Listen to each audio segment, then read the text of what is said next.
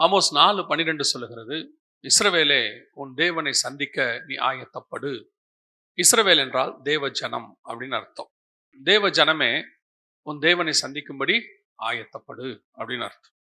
தேவனை சந்திப்பதற்கு ஆயத்தப்படுதல் என்றால் என்ன?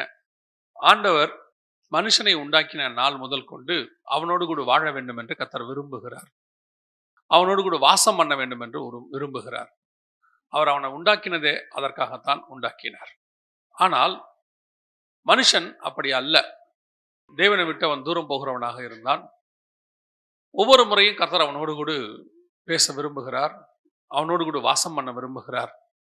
ஆனாலும் கூட ஒவ்வொரு முறையும் ஒவ்வொரு சம்பவம் நடைபெறுகிறது. அது தேவனுக்கு துக்கத்தை ஏற்படுத்துகிறது. தேவன் பல நேரங்களிலே துக்கத்தோடு கூட போய்விடுகிறார். இந்த தேவனை சந்திப்பதற்கான ஆயத்தம் என்றால் என்ன? வேதத்தில் இந்த ஆயத்தம் பண்ணுறதை பற்றி நிறைய விஷயம் இருக்கு. ஆனால் இன்னைக்கு நம்ம என்ன பார்க்க போறோம் அப்படின்னு சொன்னா, தேவன் முதலாவதாக மனுஷனை சந்திப்பதற்கு ஆயத்தப்பட்டார். அவனை சந்திக்க வேண்டும் என்று விரும்புகிறார். அதற்கு பிறகு அவர் 2வது முறை இஸ்ரவேலை சந்திக்க ஆயத்தப்பட்டார். இந்த 2 முறையும் அவருக்கு நடந்தது என்ன? இந்த 2 முறையும் மனுஷனும் இஸ்ரவேலும் என்ன செய்தார்கள்? இப்பொழுது தேவன் 3வது முறையாக வரப்போகிறார். இப்போ நம்மை சந்திக்கும்படி அவர் வரப்போகிறார். இப்போ தேவன் நம்மிடத்தில் எதிர்பார்ப்பது என்ன? நாம் அவரை சந்திப்பதற்கு எப்படி ஆயத்தப்பட வேண்டும் அப்படி என்பதுதான் இந்த செய்தி. இதில் தான் நம்ம இன்னைக்கு பார்க்க போகிறோம். முதலாவதாக ஆண்டவர் நம்ம எல்லோருக்கும் தெரிந்திருக்கிறபடி ஆதாமை படைத்து தோட்டத்தில் வைத்து அவனிடத்தில் சகலவற்றையும் கொடுத்து ஆண்டு கொள்ளுங்கள் என்று சொல்லி ஆண்டவர் போய்விட்டார்.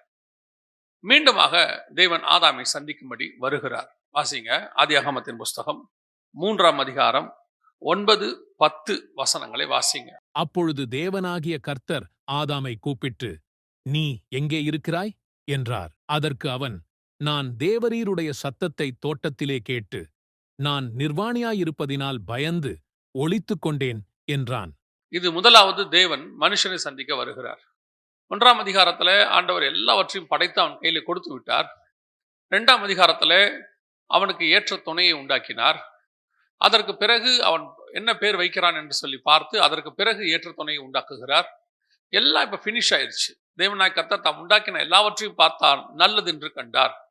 அவன்கிட்ட கொடுத்துட்டு ஆண்டவர் போய்விடுகிறார்.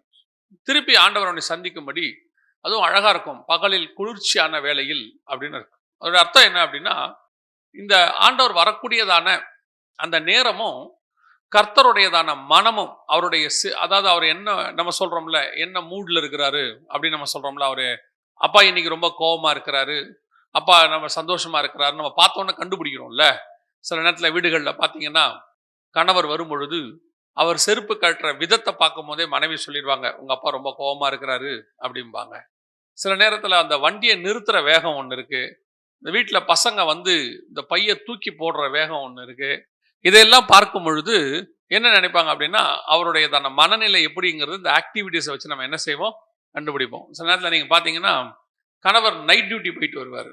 நைட் டியூட்டி போயிட்டு காலைல வரும்போது மனைவி சொல்லுவாங்க, காலையில் அவர் கோபமா வருவார் அப்படின்னு சொல்லுவாங்க. அது ஏன் காலையில் கோபமா வராரு அப்படின்னு கேட்டால், இரவெல்லாம் வேலை பார்த்தா ஆட்டோமேட்டிக்காக நமக்கு என்ன ஆகும், அப்போது கொஞ்சம் கோபமாக தான் இருப்பார், ஏன்னா கண்ணு முழிச்சிருக்கிறாரு அப்படின்னு அந்த மனநிலை நாம் வந்து அந்த மனைவிக்கு தெரியும். அதனால பிள்ளைகளை எச்சரிப்பாங்க, இல்லை பார்த்துக்கோங்க அப்பா காலையில் கோபமாக வருவார். அதே காலையில் போயிட்டு சாயங்காலம் வரும்போது அவர் கோபமாக வருவார்னு சொல்ல மாட்டாங்க. அவர் வரும்போது ஏதாவது வாங்கிட்டு வருவார், சந்தோஷமாக வருவார் அப்படின்னு சொல்லிட்டு தான். அப்பவும் கோபமாக வந்தாருன்னா கேட்பாங்க, ஏங்க வரும்போதே ஏன் இப்படி கோபமாக வரீங்கன்னு கேட்பாங்க. என்னன்னா காரணம் என்னன்னா, சாயங்காலம் வரும்போது ஒரு சந்தோஷமா வருவாரு அப்படிங்கிறதான ஒரு எண்ணம் இருக்கு இல்லையா? அந்த மாதிரி தான் தேவன் வருவதும். ஏன்னா நம்ம சுபாவம் எல்லாம் தேவனுக்குரியது. ஏன்னா நம்ம தேவ சாயலாய் படைக்கப்பட்டிருக்கிறோம். அவர்கிட்ட இருந்து தான் நமக்கு அன்பு எல்லாமே வந்திருக்குது. அப்போ இந்த மாதிரி வரும் பொழுது அவர் பகலில் குளிர்ச்சியான வேளையில் வருகிறார் என்று வேதம் சொல்லுகிறது. அதே நேரத்தில் சோதோமை அழிக்கும் போது பாருங்க, பகலில் உஷ்ணமான வேளையில் வந்தார். மம்ரேயின் சமபூமிக்கு உஷ்ணமான வேலை அப்படின்னா என்ன அர்த்தம்னா, கர்த்தர் கோபமா இருக்கிறாரு அப்படின்னு அர்த்தம்.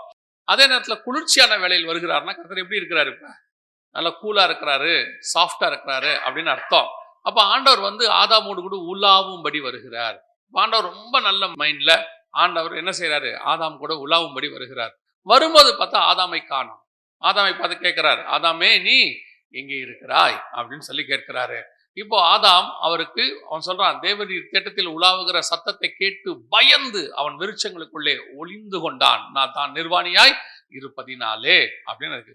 முதலாவது மனுஷனை தேவன் சந்திக்க வரும்போது மனுஷன் என்னவாயிட்டான்னா, அவரை பார்த்து ஓடி ஒளிஞ்சிட்டான். அவரை பார்த்து என்னவாயிட்டான்? ஓடி ஒளிஞ்சிட்டான். இப்ப தேவனுக்கு மனுஷனோடு கூட பேச வேண்டும் என்கிறதான அந்த ஆவல், அவனோடு கூட உலாவ வேண்டும் என்கிறதான அந்த ஒரு எண்ணம், அது இங்க ஃபெயிலியர் ஆகுது. இந்த இடத்துல ஒரு டிசப்பாயின்மெண்ட் அல்லது அவருடைய எதிர்பார்ப்பு அங்கே நடக்கல. முதலாவது முறை தேவனை மனுஷனை சந்திக்க வரும் பொழுது பல நேரத்துல தேவன் அப்படித்தான் நம்மை சந்திக்க வேண்டும் என்று விரும்புகிறார், நம்மோடு கூட உலாவ வேண்டும் என்று விரும்புகிறார். ஆனால் நாம் ஓடி ஒளிந்து விடுகிறோம், நாம் அவரோடு கூட உலாவுகிறது இல்லை. கர்த்தர் விரும்புகிறபடி நம்ம ஆவிக்குரிய வாழ்க்கை இல்லை. இப்ப எடுத்து பாருங்க, ஏனோக்கு தேவனோடு கூட சஞ்சரித்து கொண்டிருந்தான். ஆனா இங்கிலீஷ்ல எப்படி இருக்குன்னு கேட்டீங்கன்னா வாக் வித் த காட் இருக்கும், அதாவது தேவனோடு கூட நடந்து கொண்டிருந்தான். அப்ப ஏனோக்கோட கர்த்தர் நடக்கிறதுக்கு என்ன செய்யறாரு? விரும்புறாரு, நடக்கிறாரு. அதேதான், அதுதான் வேதம் சொல்லுது. அப்ப நம்ம தேவன் நம்மோடு கூட நடக்க விரும்புகிறார், வாக் பண்ண விரும்புகிறாரு, உலாவ விரும்புகிறார். அதனாலதான் புதிய ஏற்பாட்டு சபையை உண்டாக்கிட்டு வசனம் சொல்லுது வெளிப்படுத்தின விசேஷத்துல, 7 பொன் குத்து விளக்குகளின் மத்தியில் உலாவுகிறவர் சொல்லுகிறதாவது. அப்பனா ஆண்டவர் நம்மோடு கூட உலாவ விரும்புகிறார். ஆனா இங்க நடந்தது என்ன? மனுஷன் ஓடி ஒளிஞ்சிட்டான். என்ன காரணம்? நம்ம எல்லாரும் ஒரே வார்த்தை சொல்லுவோம், ஆமா ஆதாம் பழம் சாப்பிட்டாரு அப்படின்னு சொல்லி நம்ம சொல்றோம், பாவம் வந்துடுச்சு அப்படின்னு. அவன் சொல்ற விஷயம் என்ன அப்படின்னு கேட்டீங்கன்னா, தான் நிர்வாணியா இருப்பதினால் பயந்து அவன் சொல்றான், ஆண்டவரே நான் நிர்வாணியா இருக்கிறேன், அதனால உங்களை என்ன செய்யல, நான் பார்க்க முடியல அப்படின்னு சொல்லிட்டு ஒழியலாம். சரி, ஆண்டவர் அடுத்த கேள்வி கேட்கிறாரு, நீ நிர்வாணி என்று உனக்கு அறிவித்தவன் யார்? உனக்கு நீ நிர்வாணின்னு உனக்கு சொன்னது யாரு அப்படின்னு கேட்கிறார். அதோட அர்த்தம் என்ன அப்படின்னா, நீ நிர்வாணின்னு முதல்ல உனக்கு யார் சொன்னது? அதோட அர்த்தம் என்ன அப்படின்னா, அப்படி ஒரு உபதேசத்தை உனக்கு யார்ப்பா சொன்னா? நீ நிர்வாணின்னு யார் சொன்ன? நான் படைக்கும் போது உன்னை இப்படித்தானே படைச்சேன், இந்த படைப்புல நிர்வாணம் ஒரு குறை இருக்குதுன்னு உனக்கு யார் சொன்னது? சரி, நிர்வாணம் என்றால் என்ன, உனக்கு என்ன தெரியும்? உனக்கு அதை பத்தி உனக்கு என்ன, இப்படி ஒரு உபதேசத்தை உனக்கு சொன்னவன் யார்? இப்ப நமக்கு நிர்வாணம்னா என்னன்னு ஒரு விஷயம் தெரியும். ஏன்னா நம்ம எல்லாம் ட்ரெஸ் போட்டவங்க, ட்ரெஸ் போட்டு இத்தனை வருஷம் ஆனதுனால நமக்கு நிர்வாணம்னு ஒண்ணு என்ன செய்யுது, தெரியுது. ஆனா ஆதாமுக்கு முன்னாடி ட்ரெஸ் போட்டவங்களே இல்லையே. ஆதாமோட இருக்கிறது எல்லாமே அப்படித்தானே இருக்குது. ஆடு மாடு படைக்கப்பட்ட எல்லாமே அப்படித்தானே இருக்கு. ஆண்டவர் அவனையும் அப்படித்தானே படைச்சாரு. எப்ப இவனுக்கு பாவம் செய்து பழம் சாப்பிட்டானோ அப்பதான் இந்த தாட்டே வருது. அதாவது இவனுக்கு இல்லாத ஒரு விஷயத்தை ஒருத்தன் சொல்லி கொடுத்துட்டு போயிட்டான். இது யார் உனக்கு சொன்னா அப்படின்னு சொல்லி ஆண்டவர் கேட்கிறாரு. இப்போ இல்லாத ஒரு விஷயத்தை கேட்டான். கேட்டது மட்டும் இல்ல, அந்த உபதேசத்தை இவனுக்குள்ள எடுத்துக்கிட்டு அந்த உபதேசத்துக்கு இவன் பயப்படுறான். இப்ப எந்த உபதேசத்துக்கு பயப்படுறான்? நான் நிர்வாணியா இருப்பதினால் பயந்து அப்படின்றான். ஏன்னா இந்த முதல்ல இப்படி ஒரு உபதேசமே இல்ல, இந்த உபதேசத்துக்கு நீ ஏன் பயப்படுற? முதல்ல 2 கொரிந்தியர் 11 3 நாள்ல வாசிக்கும் போது ஆண்டவர் ஏவாளை குறித்து ஒரு வார்த்தை எழுதுறாரு. பவுல் சொல்லும் பொழுது ஒரு வார்த்தை சொல்றாரு, ஸ்திரீயானவள் சர்ப்பத்தினால் வஞ்சிக்கப்பட்டது போல அப்படிங்கிறார். அதோட அர்த்தம் என்ன? உபதேசத்துல அவங்க வஞ்சிக்கப்பட்டாங்களா. அதுக்கு அடுத்து அப்படியே சொல்வாரு, அப்படியே உங்கள் இருதயமும் கிறிஸ்துவை பற்றின உபதேசத்திலிருந்து வழி விலகி விடுமோ என்று நான் பயந்திருக்கிறேன் அப்படிங்கிறார். அதோட அர்த்தம் என்ன? கர்த்தர் ஒரு சுவிசேஷம் சொல்லிட்டு போயிருக்கிறாரு. அந்த சுவிசேஷத்தை கேட்டு அந்த சுவிசேஷத்துல ஒரு நல்ல ஆலயத்துக்குள்ள வச்சிருக்கிறாரு. அப்படி இருக்கும் பொழுது இங்கே வேறொரு உபதேசத்தை வேற ஒருத்தர் எங்கேயோ சொல்றாங்க. யாரோ ஒருத்தன் சொல்றான், டிவியில சொல்றானா அல்லது யூடியூப்ல சொல்றானா அல்லது யாரோ ஏதோ ஒரு உபதேசத்தை சொல்றாங்க. அந்த உபதேசத்துக்கு நீங்கள் இவ்வளவு செவிசாய்ப்பீர்களானால் இங்கே கொடுக்கப்படுகிற சத்தியத்துக்கு நீங்கள் எவ்வளவு செவிசாய்ச்சிருக்கணும்? ஆண்டவர் எங்களுக்கு சொல்லிட்டு போயிருக்கிறாரப்பா, நாங்க ஆண்டவர் சொல்லாத வேறொரு உபதேசத்தை நீ சொல்றியே. சர்வ வல்லமை உள்ள தேவன் எங்களை படைச்சு எங்க கையில எல்லாத்தையும் ஒப்படைச்சு என் மனைவின்னு ஒன்றை உண்டாக்கி என் கையில கொடுத்துட்டு ஆண்டு கொள்ளுங்கள் சொல்லிட்டு போயிருக்கிற ஆண்டவருக்கு தெரியாத நிர்வாணம் என்பது வெளியிருந்து வந்த பாம்புக்கு சொல்லி உனக்கு தெரியுதே, எப்படி இது உனக்கு தெரிஞ்சிச்சு? அதனால ஆண்டவர் கேட்கிறாரு, நீ நிர்வாணி என்று உனக்கு அறிவித்தவன் யார்? அப்படி ஒரு உபதேசமே இல்லையாப்பா, அப்படி ஒரு விஷயமே இல்லையே. அதுதான் இன்னைக்கு சபைகளுக்குள்ளே கிறிஸ்துவை சந்திப்பதற்கான தடை. என்ன தடை? ஒரு உபதேசத்தை கர்த்தர் கொடுத்துட்டு போயிருக்கிறார். இன்னைக்கு சபை அந்த உபதேசத்தில் காத்திருக்க வேண்டிய இடத்தில் இருக்கிறது. ஆனால் இன்னைக்கு அநேக உபதேசங்கள் உங்களுக்குள்ளே வந்து கொண்டிருக்கிறது. மாயையான உபதேசம், பொய்யான உபதேசம், செழிப்பான உபதேசம், இஷ்டத்துக்கு உபதேசம். ஏன்னா வசனம் சொல்லுது, அந்த மரத்தை கனிகளால் அறியலாம். அவன் வாயின் உள்ளுக்குள்ள இருதயத்தின் நிறைவினால் வாய் பேசும். அவன் என்ன பேசுறானோ அது அவனுக்குள்ள நிரம்பி இருக்குன்னு அர்த்தம். அவன் செழிப்பை பத்தி பேசுறான்னா அவன் இருதயம் செழிப்புல நிரம்பி இருக்குன்னு அர்த்தம். அவன் பாவமே இல்லைன்னு சொல்றான்னா அவன் இருதயம் பாவத்துல நிரம்பி இருக்குன்னு அர்த்தம். இதை நம்ம இன்னைக்கு எப்படி எடுத்துக்கிறோம்? வேறொரு உபதேசத்தை அப்படியே ஃபாலோ பண்ணி, அப்போ அதுக்கு நீங்கள் பயப்படுகிறீர்கள், அதை ஃபாலோ பண்றீங்க, அதுக்கு உண்மையா இருக்கிறீங்க. அப்படி இருக்கும் பொழுது தேவன் வரும்போது உங்களால் சந்திக்க முடியாது. ஏன்னா இப்போ உங்களுக்கு எல்லாம் தெரியும்னு வச்சுக்கோங்களேன், ஸ்கூல்ல உங்களுக்கு ஒரு பாடம் எடுக்கிறாங்க, எல்லா பாடத்தையும் எடுத்து கொடுத்துருவாங்க. எடுத்து கொடுத்துட்டு ஆனுவல் எக்ஸாம் வரும்போது பார்த்தீங்கன்னா நம்ம பையனுக்கோ பொண்ணுக்கோ ஒரு நூதனமான ஐடியாவை கூட இருக்கிற ஃப்ரெண்டோ யாரோ ஒருத்தர் சொல்லுவாங்க. எப்பவுமே இந்த பிள்ளைகிட்ட இருக்கிற ஒரு பெரிய ப்ளஸ் பாயிண்ட் என்னன்னா, அப்பா அம்மா சொல்றதையோ டீச்சர் சொல்றதையோ கேட்க மாட்டாங்க. அது அவங்களுக்கு கசப்பா தெரியும். அந்த கூட அரிஸ்டாட்டல், புளூட்டோ, சாக்ரட்டிஸ்னு கொஞ்சம் பேர் கூட உட்காந்துருப்பாங்க. அறிவில் சிறந்த சான்றோர்கள், ஆன்றோர்கள். யாருன்னு கேட்டால் கூட படிக்கிறது. இவங்க ஒன்று சொல்லுவாங்க, இவ்வளோத்தையும் படிச்சாலாம் பாஸ் பண்ண முடியாது. 5 years கொஸ்டின் பேப்பர்னு ஒன்று இருக்கு, அதை மொத்தமாக வாங்கிட்டோம்னா அதில் எல்லா கொஸ்டினும் வந்துடும், அதை படித்தா போதும் நல்ல மார்க் வந்துடும். இன்னொருத்தன் சொல்லுவான், இம்பார்ட்டன்ட் கொஸ்டின் ஒருத்தர் எனக்கு குறிச்சு கொடுத்துருக்கிறார், அதை நம்ம படித்தோம்னா போதும் நல்ல மார்க் வந்துடும். இன்னொருத்தன் சொல்லுவான், கொஸ்டின் பேப்பர் ஒரு இடத்துல அவுட் ஆகுதான், அதை வாங்கி படித்தா போதும். இப்போ நம்ம சொல்கிற இந்த நேர் வழி அதுக்கு கசப்பாக இருக்குது. எதுக்கு சொல்கிறேன்? பல நேரத்தில் நாங்கள் சொல்லுகிற உபதேசம் உங்களுக்கு கடினமாக தெரியுது. டெய்லி படிச்சிடறா, முடிச்ச உடனே ஹோம்ஒர்க் எடுத்துரு, அன்னன்னைக்கு பாடத்தை அன்னன்னைக்கு முடிச்சிரு அப்படின்னு ஸ்கூல்ல. அது முடியாது. அதெல்லாம் பார்த்துக்கலாம், எக்ஸாமுக்கு இன்னும் 6 மாசம் இருக்கும்பா. முந்தின நாள் வரைக்கும் அப்படிதான் சொல்லுவான். அதுக்கப்புறம் தான் தெரியும் கஷ்டம்.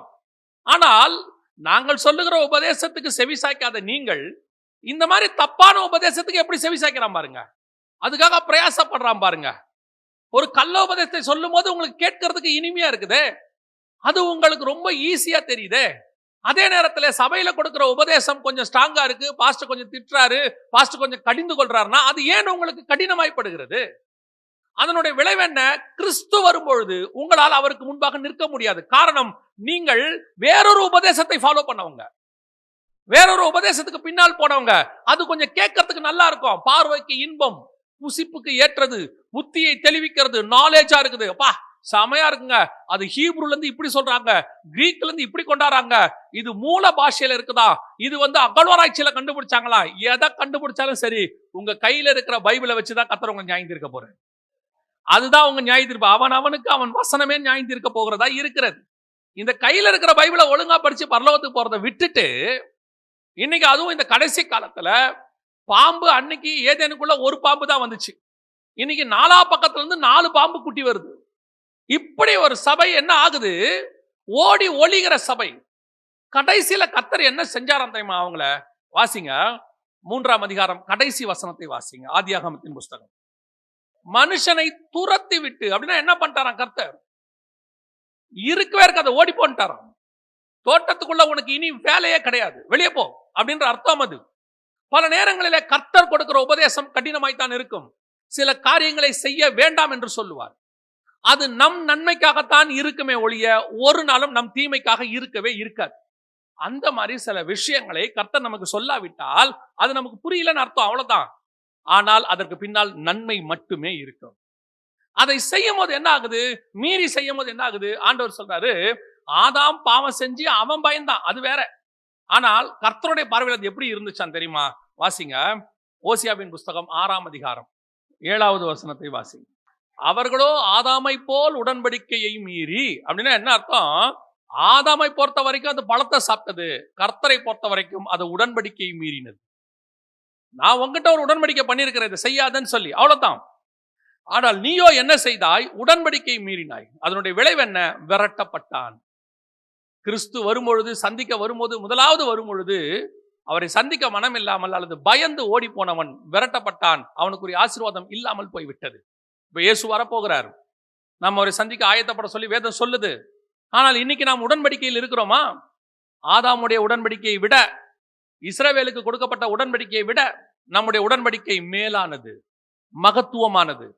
ஆதாம் கொடுத்த உடன்படிக்கை மனசாட்சியின் உடன்படிக்கை, இஸ்ரவேலுக்கு கொடுத்தது நியாயப்பிரமாணம். அதை குறித்து ஆண்டவர் சொல்றாரு, நன்மைக்கு ஏதுவல்லாத பிரமாணங்களையும் ஜீவனுக்கு அல்லாத நியமங்களையும் அவர்களுக்கு கொடுத்தேன். ஆனா உங்களுக்கும் எனக்கும் நித்திய ஜீவ வசனம் நம்மிடத்தில் உண்டு.